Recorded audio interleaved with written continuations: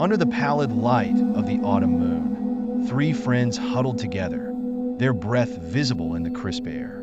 Jack, the thrill-seeker of the group, had discovered an ancient manor perched on the outskirts of their small town, rumored to be cursed. The Haunted Palace, they called it. Jess, the sensible one, felt an unsettling tug in her gut. But Aaron, the skeptic, merely scoffed at the stories as he leaned back against his car, arms crossed. They had no choice but to go. Jack's infectious enthusiasm was hard to resist. "Are you guys in or not?" Jack grinned, his eyes glinting with excitement. "Fine," Jess sighed, her unease growing, but she couldn't let her friends embark on this reckless adventure alone. "But if I feel one chill, I'm out." With that, the three of them set off toward the mysterious edifice. The ground crunching underfoot, a soundtrack of fallen leaves and shadows that seemed to whisper warnings. The palace loomed before them, its grand entrance now a gaping maw, dark and foreboding.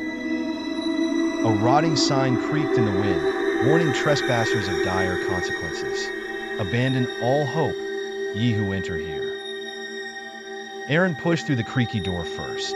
It groaned like a wounded animal, revealing an expansive foyer, adorned with cobwebs and dust that glimmered like broken dreams in the moonlight. The air felt thick, saturated with secrets waiting to be unveiled. "We'll turn back after just a quick look," Jack said, his voice barely a whisper as he moved deeper into the palace. Jess reluctantly followed, but her instincts screamed for her to leave. As they wandered through the entry hall, echoes of laughter and soft cries drifted through the rooms. Each glance exchanged between the friends reflected a mix of fear and excitement. The dilapidated walls seemed to pulse with a life of their own. Suddenly, Aaron stumbled upon a gilded mirror that was surprisingly intact. "Must have survived the decay," he said, intrigued. As he leaned closer, words began to appear on its surface, scrawled in an ancient script. "Seek not the past, for it shall seek you." "What does that even mean?"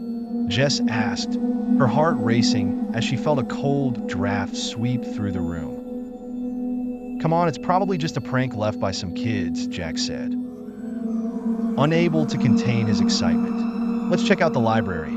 I heard there are some rare books locked inside." The three friends made their way into the library, their flashlights cutting through the darkness. Rows upon rows of decaying tomes surrounded them, filling the air with the musty scent of forgotten knowledge.